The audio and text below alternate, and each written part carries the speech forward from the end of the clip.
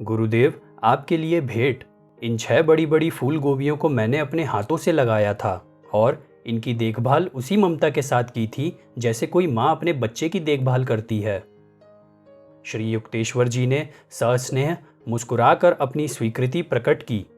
अभी इन्हें अपने कमरे में ही रखो, कल एक विशेष भोज में ये काम आ जाएंगे। कॉलेज की गर्मियों की छुट्टियां अपने गुरु के साथ उनके समुद्र तट पर स्थित पुरी आश्रम में बिताने के लिए मुकुंद अभी अभी पुरी पहुंचा था। खारी समुद्री हवा के झोंकों से और आश्रम के शांत वातावरण से तरोताज़ा होकर दूसरे दिन प्रातःकाल तड़के ही मुकुंद जाग गया। गुरुदेव अपने कर्ण मधुर स्वर में मुकुंद को पुकार रहे थे। समुद्र तट पर चलते वक्त गुरुदेव अचानक मुकुंद से बोले, ठहरो, तुमने याद से आश्रम के पीछे के दरवाजे में ताला लगाया था?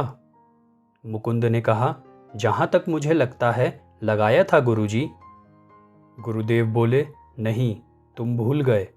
इस चिंतन को सांसारिक लापरवाही का बहाना नहीं बनाया जा सकता। तुमने आश्रम की सुरक्षा के अपने कर्तव्य की अवहेलना की है, तुम्हें सजा मिलनी ही चाहिए। जब उन्होंने कहा कि तुम्हारी 6 फूल गोबियां शीघ्र ही 5 बन जाएंगी, तो मुकुंद को लगा कि वह कोई गूढ़ मजाक कर रहे हैं। जब आश्रम के पास पहुंचे तो गुरुदेव ने कहा, अपनी बाईं तरफ के अहाते के उस पार की सड़क को देखते रहो, अभी वहां एक आदमी पहुंचेगा, वही तुम्हारी सजा का माध्यम बनेगा। सड़क पर शीघ्र ही एक किसान दिखाई पड़ा। जैसे ही वह आदमी सड़क पर ऐसे स्थान पर पहुंचा जहां से वह मुकुंद की दृष्टि से ओझल हो जाता, श्री युक्तेश्वर जी ने कहा, अब वो लौटकर वापस आएगा।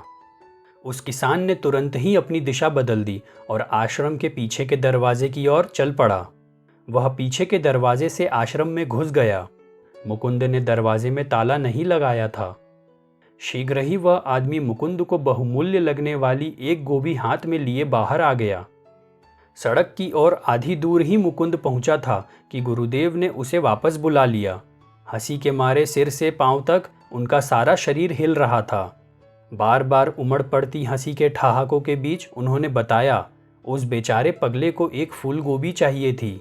मैंने सोचा उसे तुम्हारी असुरक्षित छोड़ दी गई गोभियों में से एक मिल जाए तो अच्छा ही होगा। मुकुंद दौड़कर अपने कमरे में पहुंचा।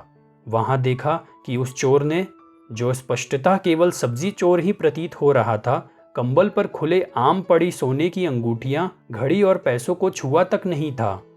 इसके बदले वह रेंग कर खटिये के नीचे घुस गया था, जहां बाहर से बिल्कुल भी ना दिखाई देने वाली गोभियों की वह टोकरी थी, जिसमें उसे अपनी एकमात्र मनोवांछित वस्तु मिल गई। उस दिन शाम को मुकुंद ने इस घटना को समझाने का अनुरोध श्री युक्तेश्वर जी से किया। श्री युक्तेश्वर जी ने कहा, किसी दिन यह बात तुम्हारी समझ में आ जाएगी। विज्ञान शीघ्र ही इन गुप्त नियमों में से अनेकों को खोज निकालेगा। कुछ वर्षों बाद जब रेडियो की चमत्कारपूर्ण ध्वनि विस्मयचकित विश्व में गूंजने लगी, तो मुकुंद को गुरुदेव की भविष्यवाणी स्मरण हो आई। श्री युक्तेश्वर जी एक सर्वांगपूर्ण मानव रेडियो थे। विचार और कुछ ना होकर केवल आकाश में संचरण करने वाले सूक्ष्म स्पंदन हैं। जिस प्रकार उचित स्वर समंजन करते ही हर दिशा से आने वाले हजारों अन्य कार्यक्रमों में से आपको जो गाना सुनना है वही गाना रेडियो पकड़ लेता है, उसी प्रकार विचारों को प्रसारित करने वाले विश्व के मानव मनों के असंख्य विचारों में से एक अचूक प्रसंगोचित विचार के प्रति श्री युक्तेश्वर जी उस समय अत्यंत संवेदनशील रूप से ग्रहणशील हो गए थे। समुद्र तट की ओर चलते समय जैसे ही गुरुदेव ने उस किसान की साधारण लालसा के विचार को पकड़ा, वैसे ही वे उस लालसा की पूर्ति करने के लिए तैयार हो गए। इस प्रकार एक ग्राही यंत्र का काम करने के बाद श्री युक्तेश्वर जी ने अपनी अत्यंत शक्तिशाली इच्छा शक्ति को प्रयुक्त कर एक प्रसारण यंत्र का काम किया। उस भूमिका में उन्होंने उस मनुष्य को अपनी दिशा बदलने और केवल एक फूल गोभी के लिए एक निश्चित कमरे में जाने का सफलतापूर्वक निर्देश दिया।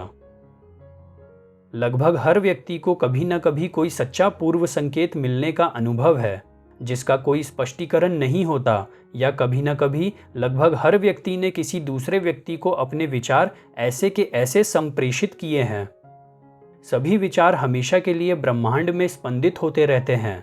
गहन एकाग्रता के द्वारा सिद्ध पुरुष किसी भी मनुष्य के विचारों को जान सकता है, चाहे वो मनुष्य जीवित हो या मृत।